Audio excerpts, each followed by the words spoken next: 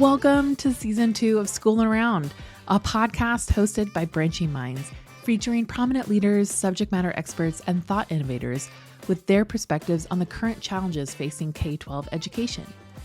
I'm your host, Larissa, a former teacher, instructional coach, and a member of the Branching Minds team, here to lead conversation with those educational leaders and experts and to shine a light on phenomenal educators and those who are on a mission to transform our schools and the lives of students.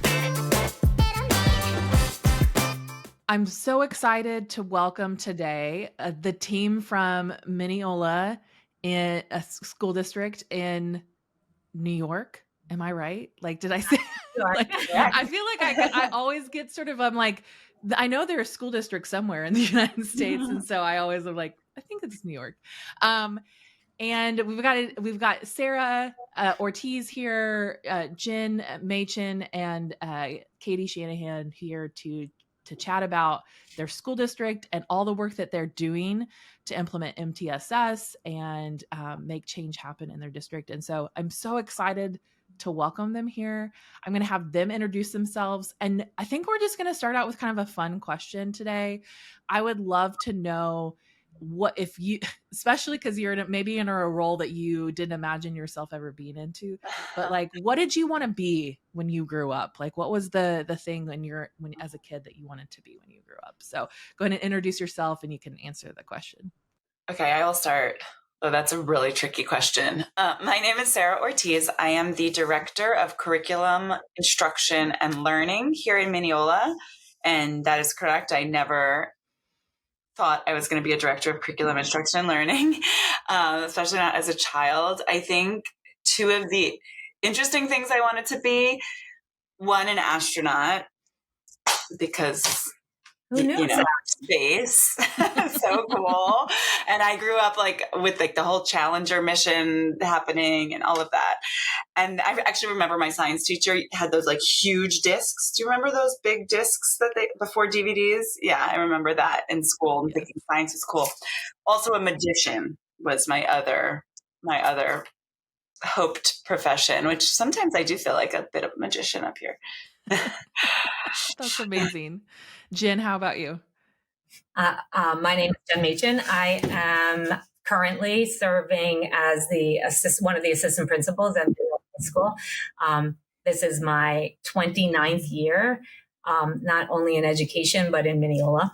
I was a 23-year-old master's degree student when I started as a coach and a substitute teacher here in special ed in the middle school, and I've never left.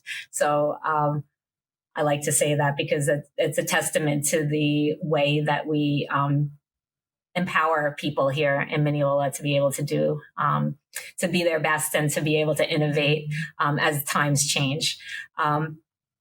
What I've always wanted to be when I grew up was a psychologist. And I think that it's because I thought that was just the helping role. I don't remember where I even understood the term, but I wanted to just help people. And I wound up becoming a special ed teacher. So I've always had the lens of empowering people to be able to understand and value what they have and recognize things in themselves that they may not see. And that's what I continue to be able to do. So that's really fun. Yeah. Thank you for sharing. Katie, how about you? So my name is Katie Shanahan, and I am the principal over at Jackson Avenue. And I hate to disappoint you with my answer, but from a very, very early age, I've always wanted to be a teacher. My mother was a teacher. I played school growing up. I loved school supplies. I always wanted to be in education. So I wish I had a more of a creative answer than that, but it's always been just a part of who I am in a really dorky way. And I think it's because I loved pens and pencils and erasers and all of the supplies, and still does the Post-its and the chart paper. And I think that was my that was a hoodwink into getting me into the profession, and now I've never left. So That's awesome. Same. I say that as I still have all my pens around. I'm not in the classroom anymore, but I still have all the supplies because that's the best part, right? One Exactly. of the best parts. Well, thank you so much for being here with me today and just chatting about your MTSS practice and all the things that you guys are doing in your district. And so I'm just going to kind of start out with a big question, and I'm gonna toss this to Sarah just to start out. But sort of leading through like big systemic change can be kind of difficult. I mean, that's a big wheel to turn in a district. There's a lot of different people that are affected when you go about changing. So I'm curious about what specific decisions that you as leaders decided to make that impacted that process, and like how maybe that's kind of your sort of philosophy or your decisions have changed along the way. And specific to MTSS? Yeah, specific to MTSS and just the work that you've been doing.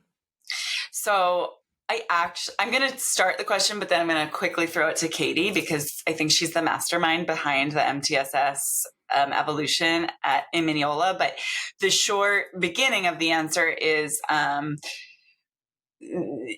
Mineola, flashback 8 years, we were doing RTI and we were differentiating and we were supporting and we had reading teachers and people in places to do things, but there was not much system-wide to support the district. And so Katie really saw the gaps from a district perspective. Katie and I actually were instructional leaders at the time at central office. So we were able to be in all the buildings, kind of seeing the amazing things happening, but also seeing the disconnect.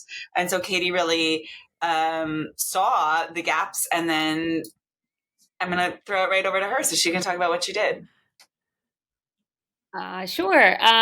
Yeah, I think it was a collective effort of seeing gaps, but it really started with getting a committee of leaders and teachers together to sort of almost audit what was happening district wide. The committee consisted of a diverse group of teachers and leaders from pre-K all the way to 12, different roles, so we could really have different perspectives as far as their experience and their understanding of what MTSS is or is not, or there's the processes that are or not, or that are present or were not present in buildings.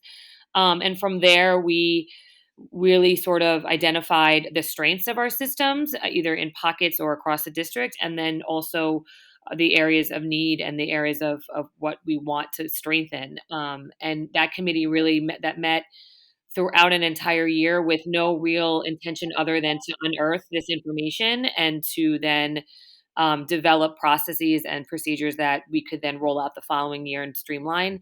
It was a learning committee, it was a reflective committee, and from there we really then developed a district-wide manual that had everyone on the committee's voices involved in it, so that and everyone felt confident then for the following year to roll that out. So it was kind of like step one of just getting the committee together, and then just step two of just slowly using that committee as an opportunity for reflection and then streamlining our processes.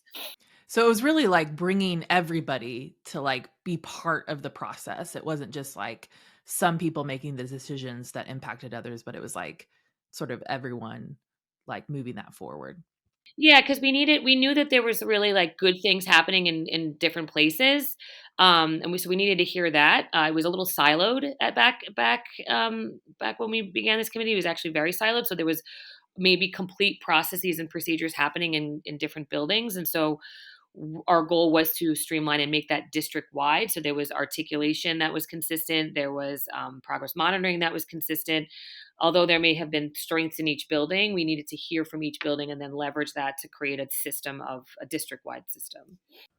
Yeah, I can speak to that from the lens of at that time, I was in the middle school as a special ed teacher and the IST chairperson. And we had a system in the middle school, but that system was not universal. So when we passed kids off to the high school, the language wasn't the same. There was not a lot of continuity, and the same coming from the lower schools when the kids were passed off to us. So I think the biggest takeaway and like the brilliance of what this was that the instructional leaders, the leaders, Katie leading this, was they're systems thinkers, right? To say, like, what great things do we have universally or in the pockets, and how do we take all of those things and put them under this umbrella so that it doesn't feel like something brand new or a new initiative. So how do we honor all the things that are happening? What are the great things that are happening, and how do we make it into a system so it flows from throughout the district? And that's definitely the hugest takeaway of that. Yeah. I would, and then just add to that, something that Katie started and we've continued is that those meetings, those district meetings, continue to happen. So now it's 7 years later, we are still having those meetings 4 or more times a year, so we can continue to make sure that the systems make sense. And it's not always, it's not seamless. So that conversation has not stopped just because okay, check the box. Now we have the thing we wanted. We just keep like pushing where we want to go. Yeah.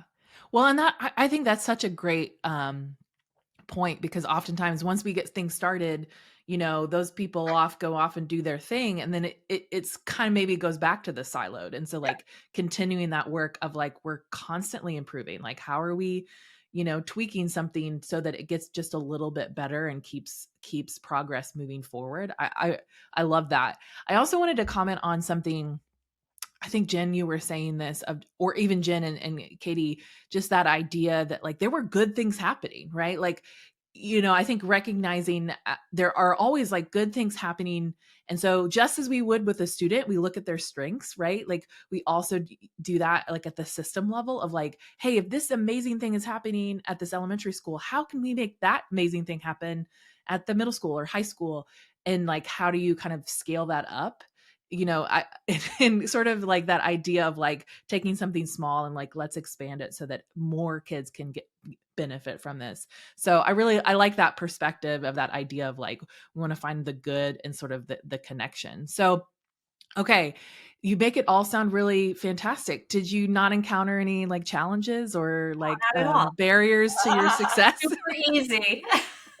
Well, I mean, just to continue with that point, when you tell people you're doing something really great, we want to leverage that and we want to connect so that the great thing you're doing doesn't stay here in first grade or second grade or sixth grade, and when we start to paint the picture for, a lot of times teachers stay in one grade forever. Like I'm a kindergarten teacher and that's what I do.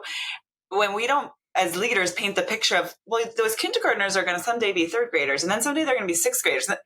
It becomes hard to have that perspective. So I think when we talk about it from a positive standpoint and we say we want to just keep building upon this awesome stuff you're doing, and we want you to share with the other buildings, and we want to make sure that, Sarah's going to be okay in kindergarten, but then also okay in third grade, and then also okay in seventh grade. I think a lot of people really could get on board with all of those ideas. So yes, of course there were issues, but I think that way of system syncing is really high leverage and effective. Yeah. And that probably like helped that buy-in to the process, right? Like I don't love the word buy-in. I want to maybe call it like an agreement that we're all moving forward, but I think that helps people go, oh yeah, like yeah, that's great. And I'm sure that, cause I know is a big challenge for leaders, but like what other kind of barriers or obstacles did you kind of encounter along the way, and maybe how did you kind of overcome them?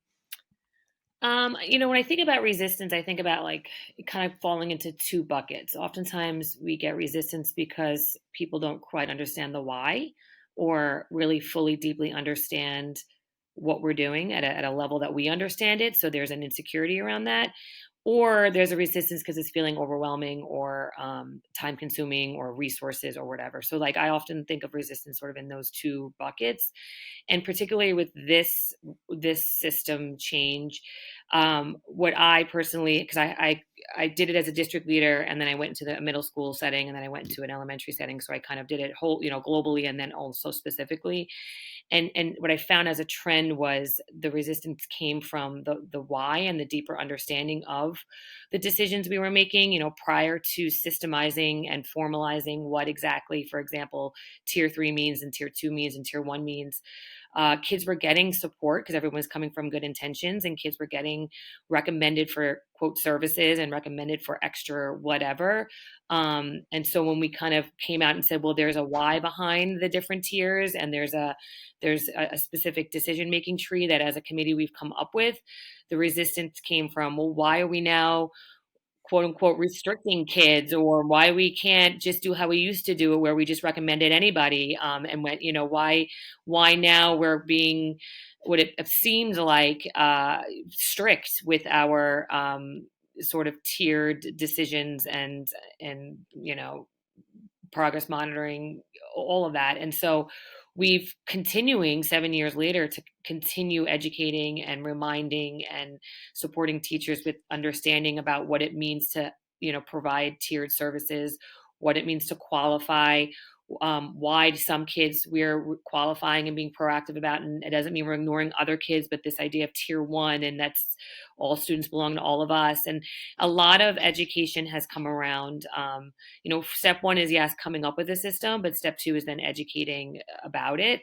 And that has not stopped because, and also the community too. So as a building leader, I'm often fielding even questions from families. Why isn't my child, XYZ? And so there's a lot of education that we're still providing staff and community around the decisions we're making that we made to streamline and systemize the process.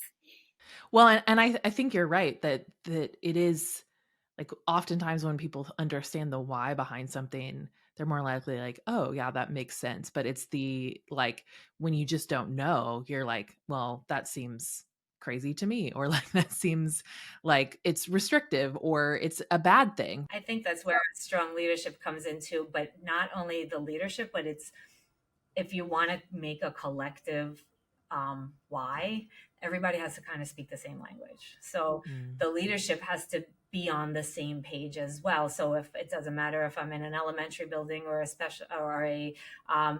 a high school building, are we all speaking that same language? Do we all communicate the same why?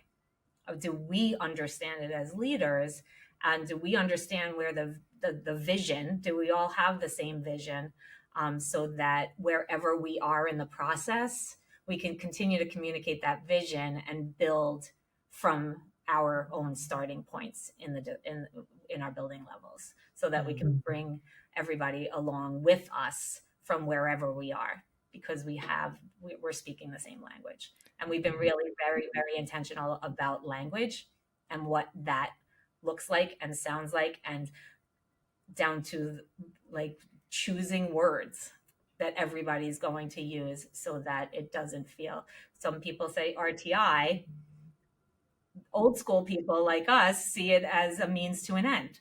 So if we say RTI, people who have been around a long time say, oh, that's how somebody gets into special ed. I'm like, no, this is MTSS. RTI is a piece of it. Yeah. And this is 1,000,000% about tier one more than it is about tier three. And so how are we all going to contribute to this process? And once we go into the process, we all continue to be accountable no matter who it is. Yeah. If I'm a classroom teacher or a special ed teacher or anybody in between. To add to that point, I think that one of the barriers or challenges that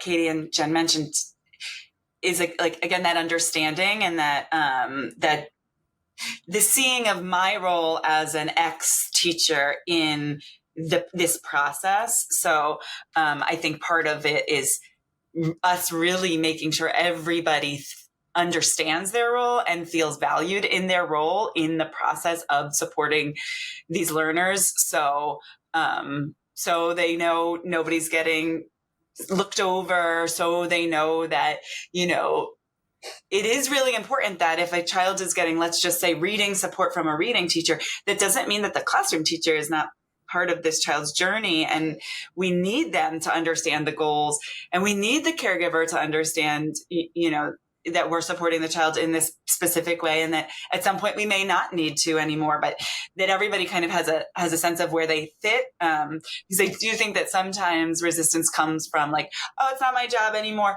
which is not like me being like, it's not my job, I don't want to do it, but maybe it's not my job because somebody else is more of an expert, or because I don't know what to do, or whatever the case may be. So I think that's been a really something that we continue to bang the drum about. Like, you're important in this.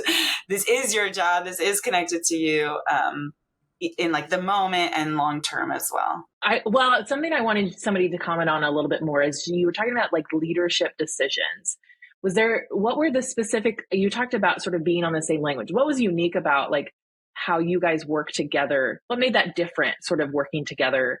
Like, how did you come to that agreement of like, this is what we're going to do as leaders. This is how we're going to go about this change? Like, was there any kind of specific conversation or training or just like thought process behind that? Well, I think that, from that committee, if we want to think about our journey from the district-wide committee, that came out of that was a district-wide common manual around how to identify for services, what does MTSS mean? What is our vision? What is our philosophy as a district? What are our goals as a district? What are the roles, as Sarah mentioned, of each of the educators in this process? Who's going to be, who's the leader, in each building, who are the committees in each building. That sort of really laid out the common expectations from coming out of that committee, is having that initial, we've since drafted multiple times, but that initial manual that really laid out, K-12, what were going to be our common agreed upon expectations and goals. And then, as Sarah mentioned, since then and from then, every year, multiple times a year, coming back as a team of leaders building across the buildings, including some of our chair people in each building as leaders in the building, to revisit the manual, to define, to calibrate, to talk about what's working in our school, what's not working based on the manual, because the manual is only good as far as it's implemented. So what are we seeing case study wise? Let's bring some case studies of actual real cases where we have a student that was recommended or receiving X services, progress monitored for X amount of time, but we're still struggling. We all have a diverse population in Mineola, specifically of English language learners, specifically Spanish speaking. So we've done a lot of work as leaders defining what progress looks like for those learners, especially entering L's. What do we need to do to deepen our understanding of what progress monitoring means and what services look like for those learners. So I think that it starts from a committee and coming and defining our common understandings, but then it continues with regular meetings, regular calibration, regular conversations. Firm, we like to talk about firms and flexibles, what's remaining firm in our decisions and what's open to flexibility regarding what we're learning from our implementation of the manual. And not stopping the work. It's oftentimes we like you said, we create something and now we're good. Let's put it on a shelf and let's go. And we don't do that with this. We're constantly bringing it back, and the foot is constantly on the pedal because it's that important. We also have even like as a bigger umbrella vision for our district is like based on the principles of growth mindset, and that has been our superintendent had for years and years and years to not only slap posters on the wall but like walk the talk, teach the kids, go like use the language of continuous growth, which over time leads to innovation, right? And those are the things that we're looking for: iterations, innovation, design thinking. Those are all like those 21st, 22nd century skills that we're teaching. And so we don't have to look at as a moment in time as a perfect. And so Katie has come up with like a great way to like roll things out. And she calls it the 1.0, the 1.5, the 2.0. So we're always in a something version of our process. And when you're communicating that to others, it feels better. Plus, we're kind of walking that talk district wide, saying like, yes, this is our best now. We're going to learn from this. We're going to incorporate the things that we've learned, and then we're going to grow. We're not throwing it out because it's not perfect and it didn't work. We know that we're going to find some obstacles. We know that there are going to be some barriers. We know, but we can only learn from, like, we can only if we don't like try it, we're not going to know what works and what doesn't.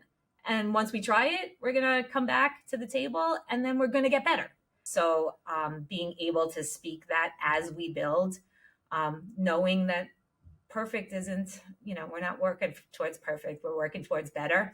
That resonates with people when you're bringing them along. Yeah. Okay, so I really actually wanted to talk to you guys about secondary MTSS implementation because that's a big question we often get asked in our community and here in our company, just like how do you successfully make MTSS work at the high school level? And so I know that you guys have had that success and you've sort of scaled up from what you've done at the elementary level. And so I want to talk a little bit about how you went about sort of launching that into the high school and what that's looked like for you. So it's interesting as um, we all, the three of us, have all been what we have positions here called instructional leaders, and they're district-wide instructional leaders. So we've all had the opportunity to be in pre-K through 12 and develop systems that align throughout.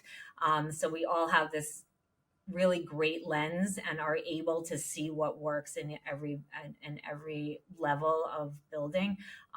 I was a middle school teacher, so we started to figure out this process in as in like a secondary ish setting, right? So where you have periods where there's more than one or two teachers, and then Katie became the principal of the middle school after we kind of switched roles. I became an instruction leader. She went to the middle school to become the assistant principal there. And then she brought what her district lens to start developing it in the middle school.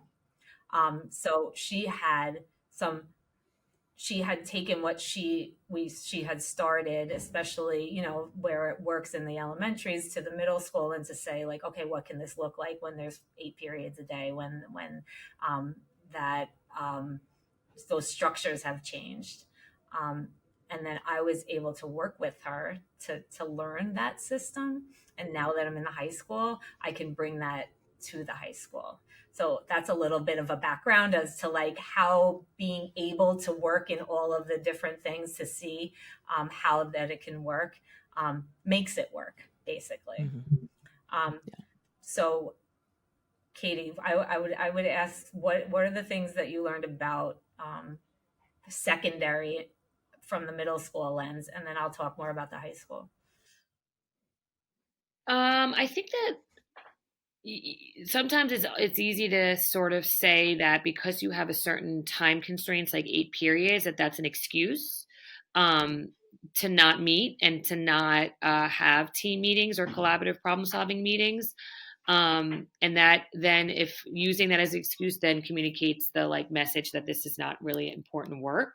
So I think just like the first step in the middle school process was, yes, of course, communicating how we're deciding on who qualifies for not everybody can qualify, but who really we're going to focus on as far as our collaborative problem solving meetings, like which kids are we really going to start to set specific goals and progress monitors for, communicating that criteria across the building so that when we do have our problem solving meetings that happen within the school day and we are prioritizing time for them, we are carving out a period with our chairperson to lead a meeting around this, that it's already been communicated of the importance of it, and that this is not trivial, and that we are dedicating time to it because of this reason, that this child qualifies for this level of support.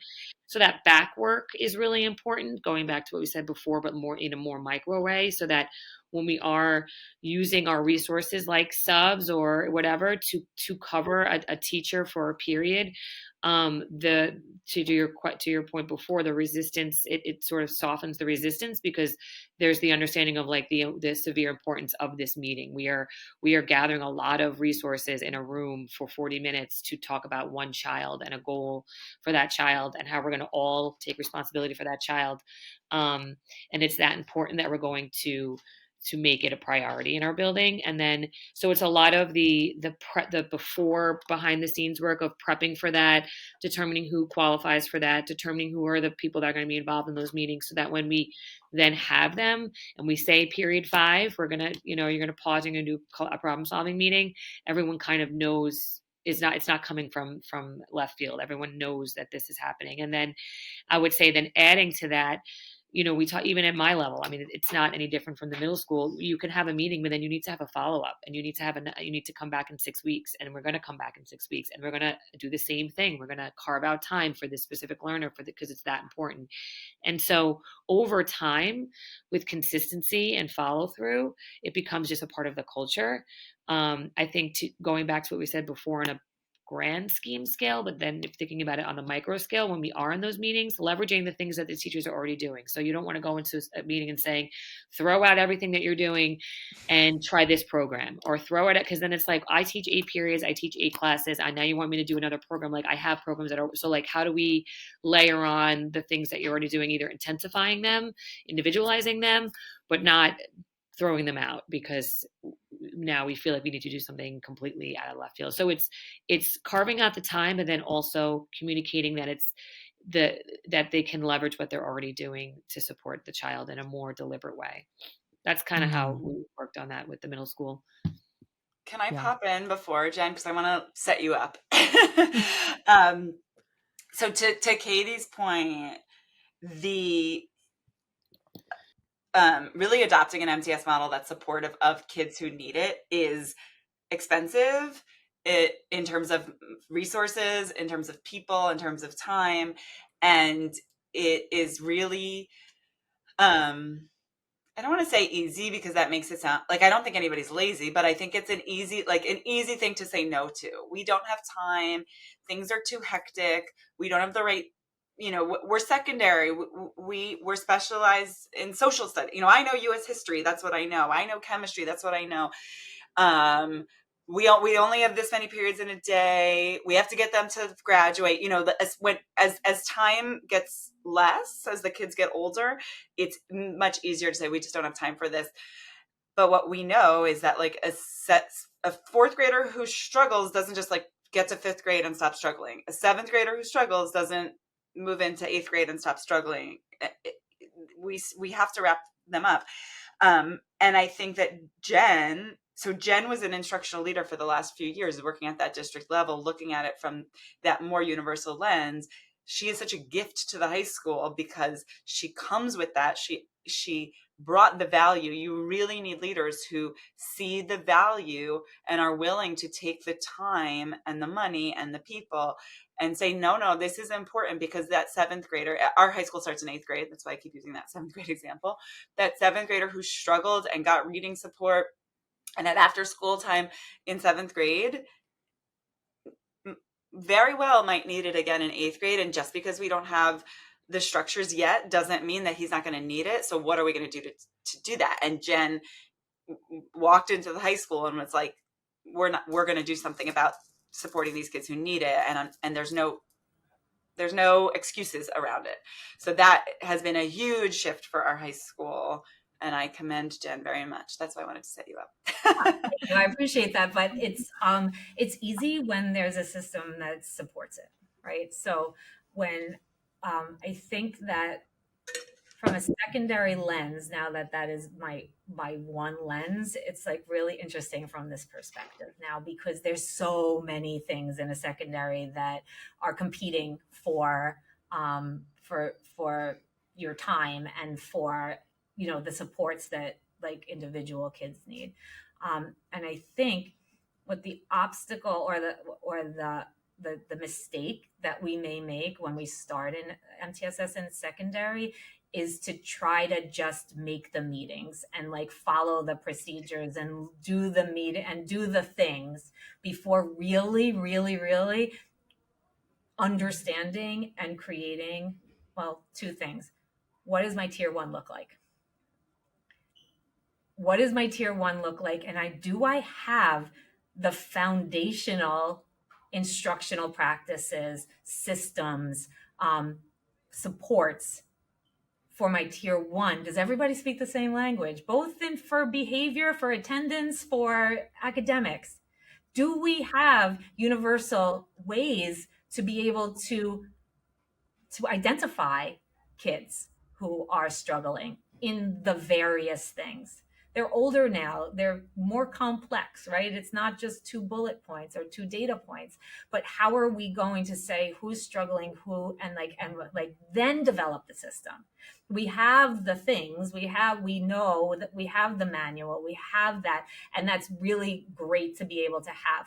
We use branching minds. We know how branching minds is helping us communicate and pull together all of those data points. But what does it look like when it gets really complex on the secondary level? I have to audit my tier one. And I have to say, what is the things that I need in tier one in order to do tier 2 and 3 well?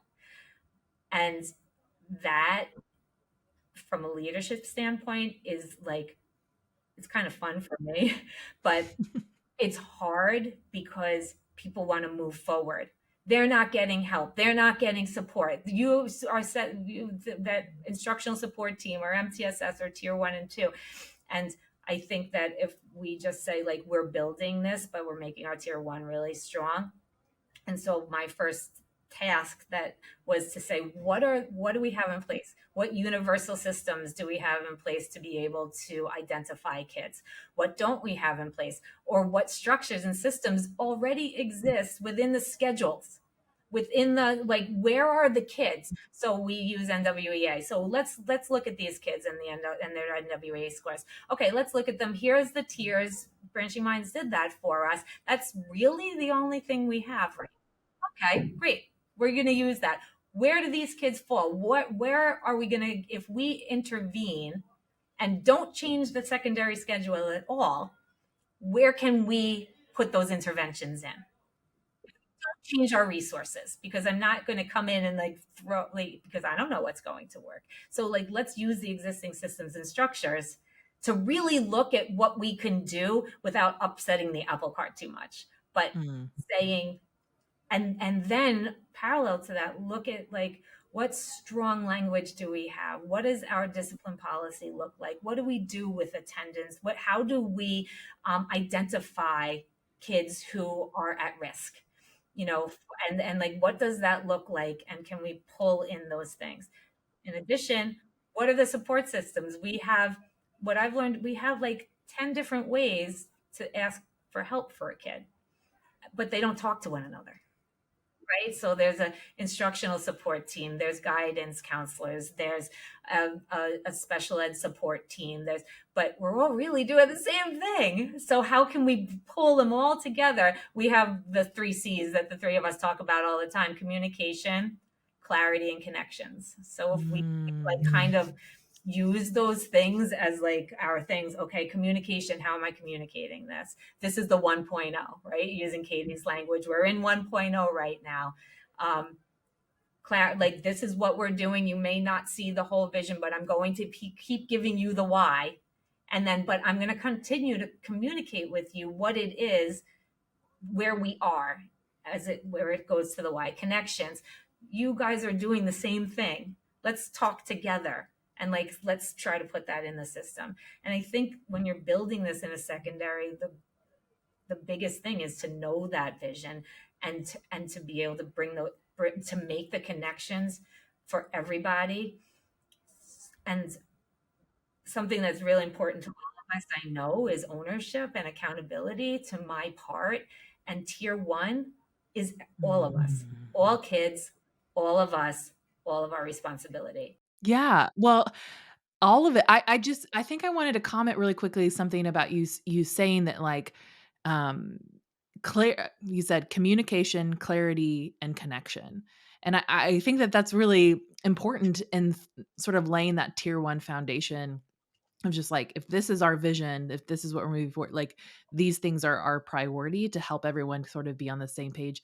And I think you're right. I've heard it's like you can't intervene your way out of a weak tier 1, kind of that idea that, like, if you don't have that strong foundation, like, interventions it's gonna feel like you're treading water, you're not like actually moving forward, because you're not like, that strong tier 1 is so important. And so I appreciate that you said that for like secondary, because that is the part that everyone has to play, right? Like, if I focus, my role as a classroom teacher is have a really strong, you know, teach that core curriculum to the best of my ability, to have it really strong and differentiate and use, evidence-based practices in the classroom, so that then that data that we get about the kids, like we know that if tier 1 is strong, then it's like, okay, that data is more clear, I think, in a lot of ways. So, yeah, just wanted to comment on that. I appreciated that. I think something that Jen brought up is not just specific to secondary. I think that when we do sit down and have a meeting and we prioritize it and we say that this is that important that we're going to now, get everyone together and problem solve, it becomes like a PD in a way that the teachers don't realize they're participating in, because they think they're there for a solution for the kid, but really what they're coming away with are solutions that are for them. And we don't lead with this as a PD for you, because that's not what we would do. But what we found over time is that a lot of some frustration when we're coming to those meetings. Oftentimes the teacher's coming like, I really, the frustration comes from maybe not knowing exactly how to leverage the tier 1 or intensify a tier 1 practice, or that a tier 1 practice can be also considered an intervention if you make XYZ tweaks. And then it's all of a sudden the teacher feels like they have the power, that it's not some sort of other person's fixing the problem. And I found in the middle school level, I can't speak for the high school, in the elementary level, that the value and the power of having the meetings, once you've done all the back work, like Jen said, and figuring out who to do it for and all of that, has been a very sort of ongoing, like current of professional development that the teachers oftentimes don't realize they are participating in. Well, and sometimes they don't know they need it, maybe. Like, Right. I've tried all the things, right? I come here, Mhm. they bring the kid to the meeting or whatever, and like, I've done all the things. And then you kind of like go through all the things of like, well, what have you done? And that's the magic, I think, of MTSS, is we bringing all the different people to the table of like, there's insights from your school psychologist or your school counselor that you're like, oh, I didn't even think about doing that. Because as a classroom teacher, I've got 25, 30 kids in my classroom. So all the things I've tried are just maybe the limited things in my toolbox. And so we can always learn. But it also demystifies, like one of our colleagues will also often talk about, from a special ed lens, services are not going to fix, like the problem. Katie said fix, so I'm using, it's not going to, giving a child speech or reading is not going to be, it's not like ibuprofen. You can't take it and then work. It's a process. So I think when we talk about it as such, this is a process. We're all going to do our part. We are going to look for growth very strategically. We're not going to be like, in 3 weeks, everything's going to be fine. We're going to look and make sure there's growth over time. I think that people, and also, just that brains work the way brains work, that we have to be patient. We have to be strategic. We have to be repetitive. We have to come at the same problem, sometimes with different fixes. I think the more we speak like that, it gives people a moment to breathe and be like, okay, I'm part of the solution. I can see the growth, and it's not this like mystical magical wand that a reading teacher is going to take and now the kid's fine. We all have to be part of it. So Yeah. Okay. This is, I would love to have this be a 2-hour podcast, like, because this is a great insight. I actually just want to come follow you guys around and like learn from you. Come on over. Come to New York. Well, so I love sharing the stories about how powerful MTSS can be for students. And because I think sometimes when you start to hear the stories, then you're like, oh, it does really make the impact. Because like sometimes when you think about things sort of existentially, like big white, you're like, oh, maybe. But like, I think it is really about the lives that are changed in that way. So can any of you guys think of like a particular student or group of students, or even just a school that has really seen, sort of felt the impact of all of the work that you're doing? I can give you something that just happened now, and we've been 3 months into this process for the high school. That using, we started tier 2 and 3 interventions for literacy. But interestingly enough, I was with the director of, who is in charge of the L population. So we were looking and we saw that there were a lot of correlations between the tier 2 and 3 and the English language learners as well. So there were a lot of special ed kids, a lot of English language learners. So we decided, we're going to start this together. So we have interventions going on, and this is the end of the quarter. So I started to look at the data, and we don't have our universal benchmark yet, but I started to look at the data within the interventions, and the growth has been incredible for a lot of the kids. So I was like, how are we going to leverage this so that everybody sees the growth, because it's so new, even to the teachers? So I sent out emails to all of them. I bought all this candy, and I was like, here's the top 3 kids who grew because of the effort that they put into Lexia, into the thing. So we like, how many units did you jump? How many minutes have you done? Oh my gosh, you just got smarter. Come and get candy, right? Putting their names and stuff. And just today was the day that that I did this, and I sent all the emails, and they're probably waiting for me upstairs now because they're in classes. But they're just that alone, like they were like, oh my gosh. And these are kids who struggle, right? They struggle. They're never celebrated for growth because they're so far behind.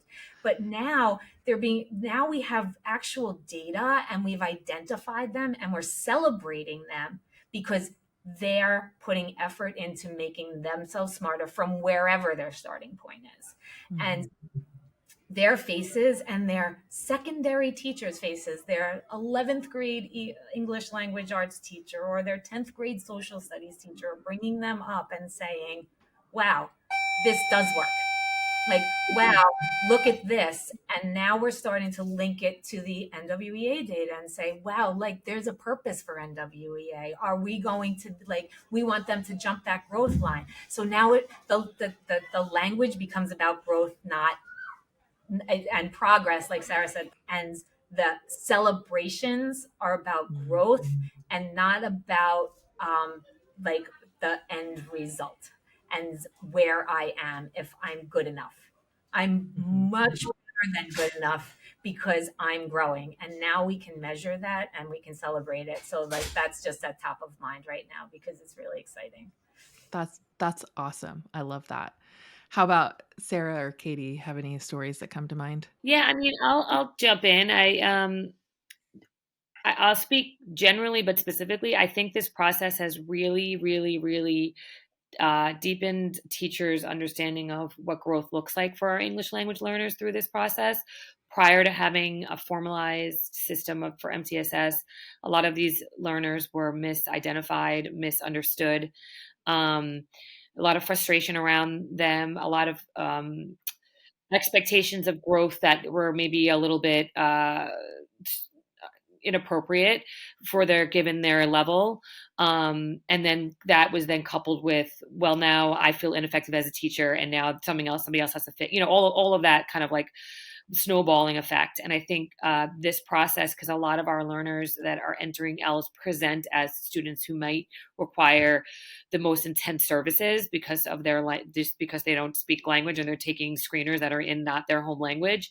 And then even in the classroom, especially, I mean, I know I'm the elementary, but I do 9-year-olds, 10-year-olds, 11-year-olds, like as they get older, then it becomes the pressure gets a little bit more heavy for our upper elementary teachers to close the gap, so to speak. And I think this process for those learners have helped the teachers to celebrate incremental progress and to see that if they are responding to an intervention, social emotional intervention coupled with a academic intervention, and we are tracking it deliberately and we're celebrating incremental growth, that they're going to be okay, and they are responding, and they're not disabled, or they're not a kid that we need to put in a different classroom where they're not going to be able to speak their home language anymore. So that as a byproduct of our system has been, yes, we have a lot of work to do with that, but for that population, I feel very excited and proud that this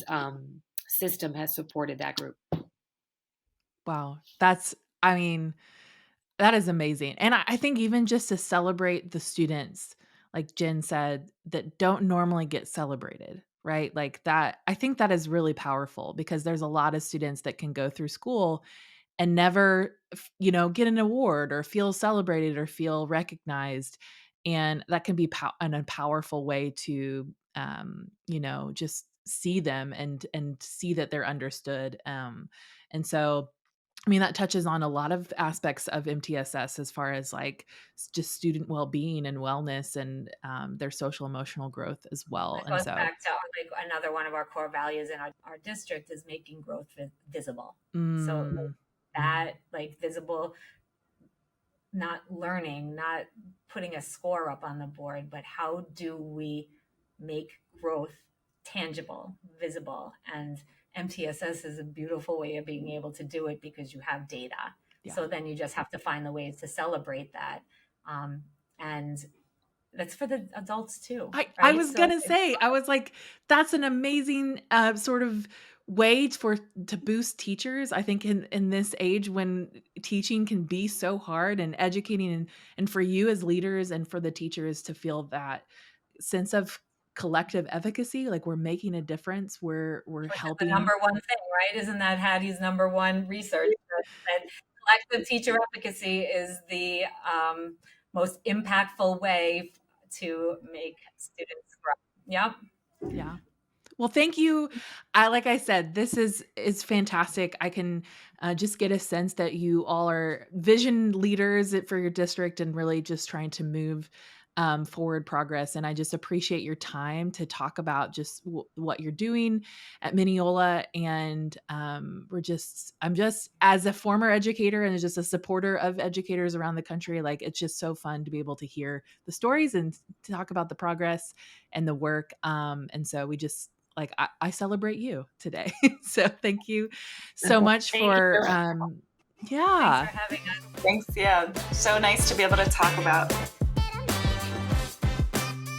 Thanks for listening to Schoolin' Around, a podcast hosted by Branching Minds. Go ahead and subscribe to our feed wherever you listen to podcasts. And don't forget, if you are enjoying our content, would you do us a favor and rate and review our podcast on iTunes? This helps others find our podcast and lets us know how much you love what we're creating. Branching Minds is an educational technology company using learning sciences and technology to help districts effectively personalize learning through MTSS. To learn more about us, check out our website, branchingminds.com, or follow us on Twitter, Facebook, or LinkedIn at Branching Minds.